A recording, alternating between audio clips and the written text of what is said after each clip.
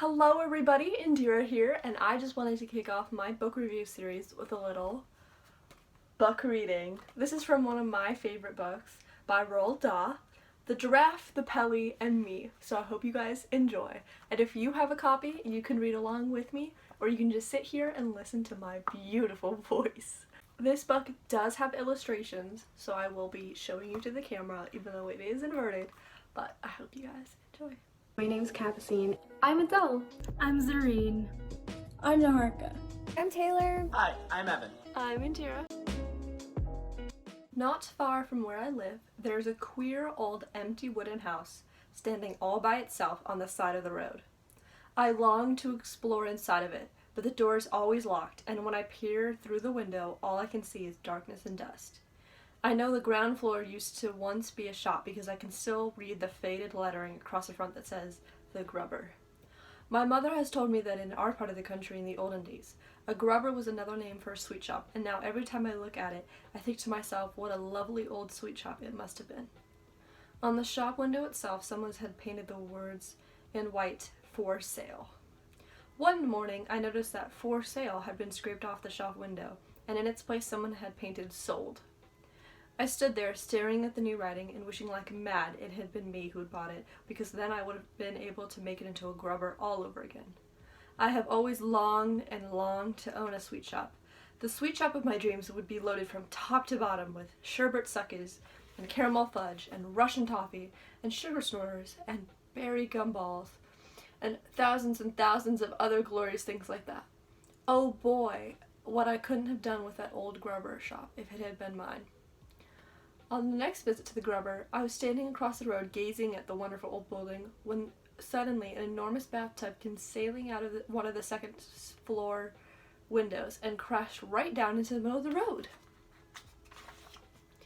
A few moments later, a white porcelain lavatory pan with a wooden seat still on it came flying out of the same window and landed in a wonderful, splintering crash just beside the bathtub.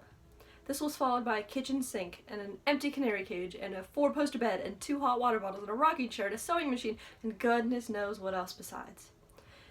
It looked as though some madman was ripping out the whole inside of the house, because now bits of staircases and bits of banisters and the whole lot of floorboards came whistling through the windows.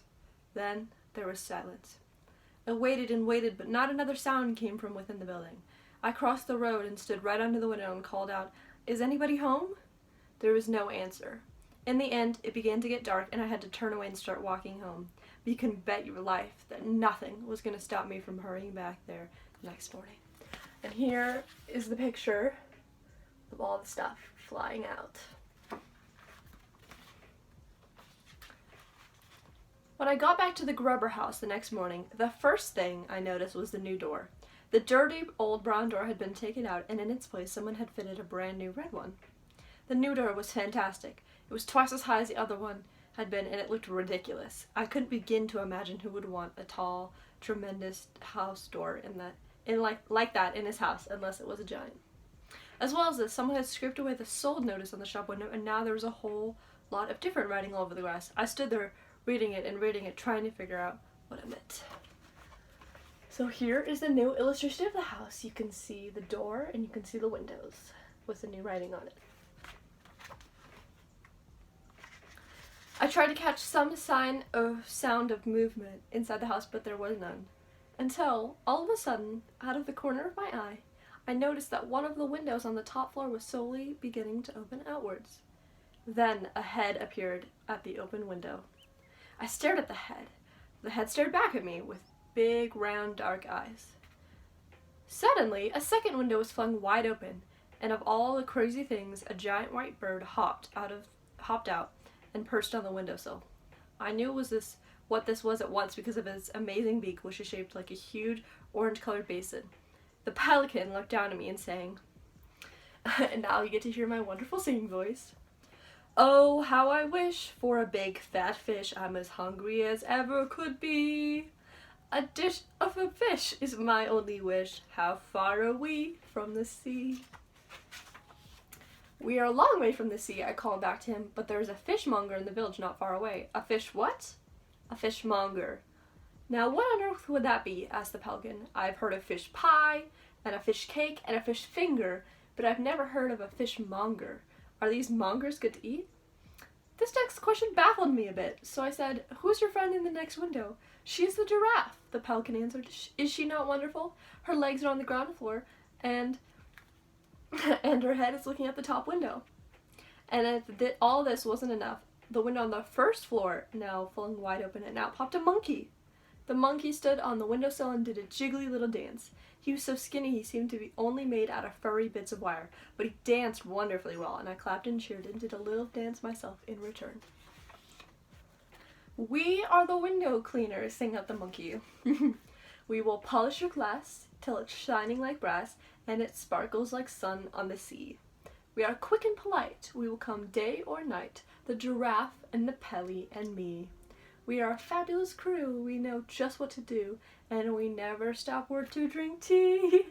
All your windows will glow when we give 'em a go, the giraffe, the Pelly, and me. We will use water and soap, plus kindness and hope, but we will never use ladders, not we. Who needs ladders at all when you're 30 feet tall? Not giraffe and not Pelly, not me." I stood there enthralled. Then I heard the giraffe say to the pelican in the next window, "Pelly, my dear, be so good as to fly down and bring us the small person up here to talk to us." At once the Pelly spread his huge white wings and flew down on the road beside me. "Hop in," he said, opening his enormous beak. I stared at the great orange beak and backed away. "Go on," the monkey shouted from his window. "The Pelly isn't going to swallow you. Climb in." I said to the pelican, "I'll only get in if you promise not to shut your beak once I'm inside." "You have nothing to fear," cried the pelican, "and let me tell you why. I have a very special beak have I. You'll never see a beak so fine. I don't care where you go, there's magic in this beak of mine. Hop in and don't say no." "I will not hop in," I said, "unless you swear on your honor that you won't shut it once I'm inside. I don't like small dark places." "I'm about to do," said the pelican. "I won't be able to shut it." "You don't seem to understand how my beak works." "Show me," I said. "Watch this," cried the pelican. I watched in amazement as the top half of the pelican's beak began to slide smoothly backwards into his head until the whole thing was out of sight. "It bends and goes down to the back side of my neck," cried the pelican. "Isn't that not sensible? Isn't that not magical?" "It's unbelievable," I said. "It's exactly like one of those metal tape measures my father's got at home. When it's out, it's straight. When you slide it back in, it bends and disappears." And so this is the pelican demonstrating how his beak opens and closes. "Precisely," said the pelican. "You see, the top half is no use to me unless I'm chewing fish. The bottom half is what counts, my lad. The bottom half of this glorious beak of mine is the bucket in which we carry our window cleaning water. So if I didn't slide the top half away, I'd be standing all day long holding it open. So I slide it away for the rest of the day, and even so I'm still able to speak. And wherever I've flown, it has always been known as the pelican's patented beak. If I want to eat fish, that's my favorite dish. All I do is give it a tweak. In the blink of an eye, out it pops, and they cry. It's the pelican's patented beak." "Stop showing off down there," shouted the monkey from the upstairs window. "Hurry up and bring the small person up to us. The giraffe is waiting." I climbed into the big orange beak, and with a swoosh of wings, the pelican carried me back into the perch on his windowsill. The giraffe looked out of her window at me and said, "How do you do? What is your name?" "Billy," I told her. "Well, Billy," she said, "we need some help, and we need it fast. We must have some windows cleaned. We've spent every penny we've had buying this house, and we've got to earn some more money quickly. The Pelly is starving, the monkey is famished, and I am perishing with hunger. The Pelly needs fish, the monkey needs us, and I am even more difficult to feed. I am a geranious giraffe, and a geranious giraffe cannot eat anything except the pink and purple flowers of the tinkle tinkle tree. But even those, as I'm sure you know, are hard and expensive to buy." The pelican cried out, "Right now I am so hungry I could eat a stale sardine." "Has anyone seen a stale sardine or a bucket of rotten cod? I'd eat up the lot upon the spot. I'm such a hungry bod."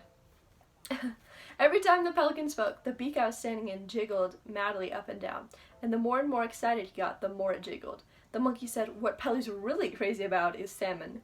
"Yes, yes," cried the pelican, "salmon. Oh, glorious salmon. I dream about it all day long, but I never get any."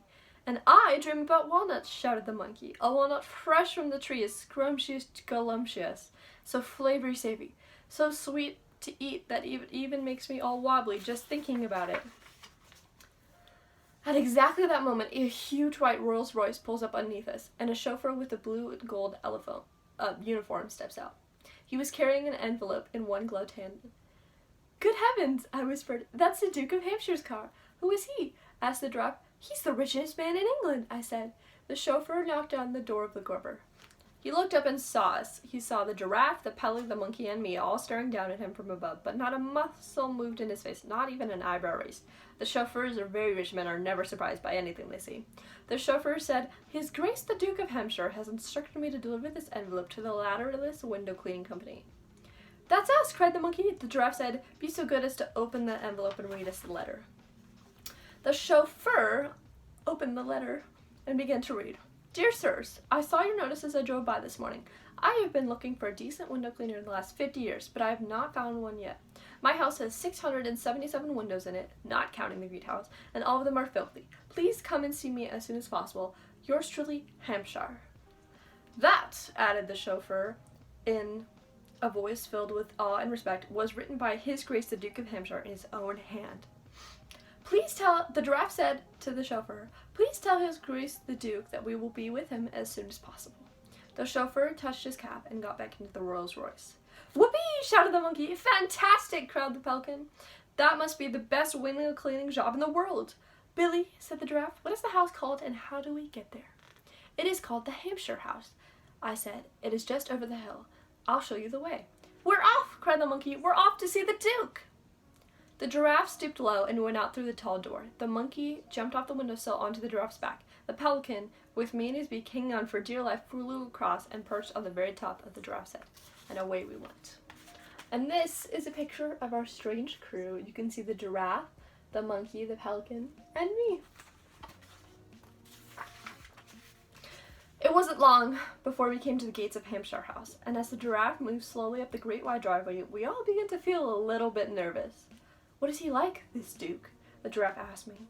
"I don't know," I said, "but he is very, very famous and very rich. People say he has 25 gardeners just to look after his flower beds."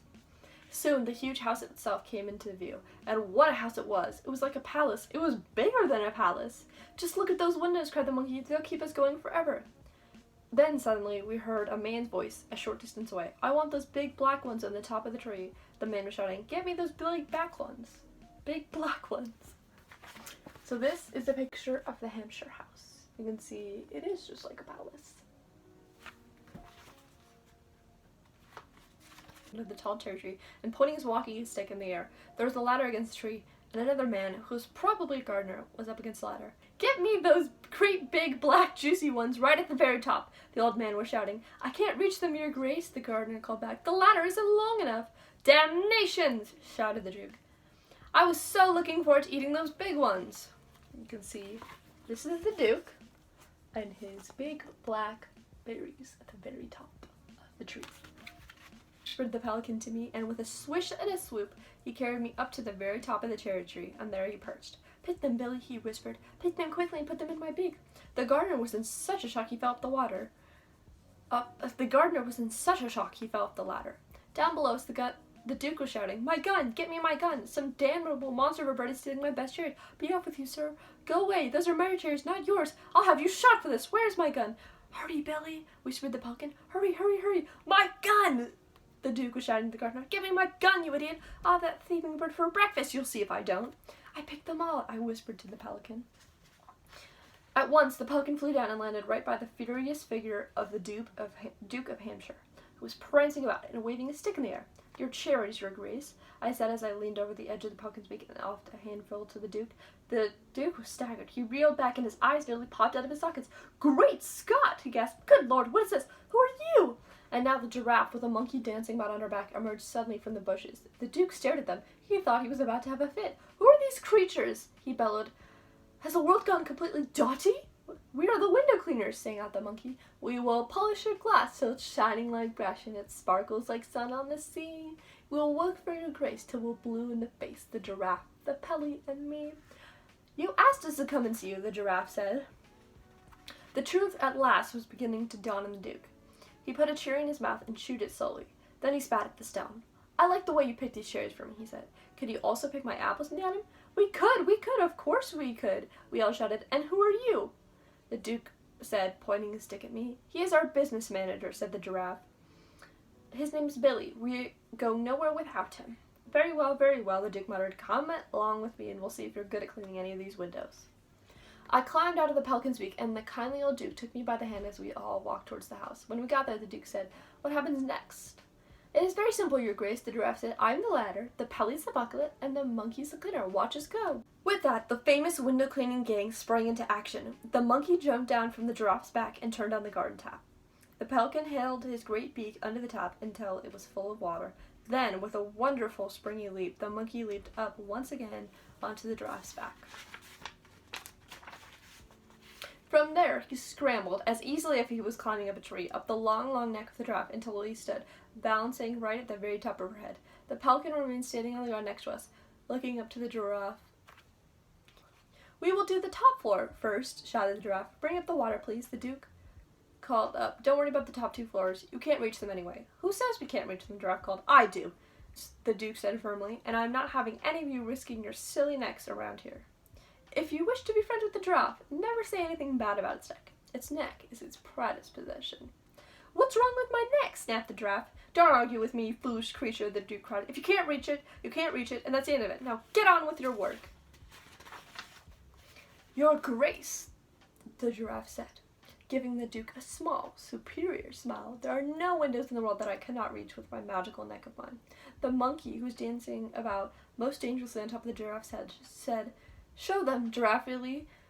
Go on and show them what you can do with your magical neck. The next moment, the giraffe's neck, which heaven knows was long enough already, began to grow longer. And longer and longer and longer, and higher and higher and higher. Until at last the giraffe's head with the monkey on top was level with the windows of the top floor. The giraffe looked down from a great height and said to the Duke, How was that? The Duke was speechless. So was I. It was the most magical thing I'd ever seen, more magical than the pelican's patented beak. Up above us, the giraffe began to sing a little song, but she sang so softly I could hardly catch the words. I think it went something like this.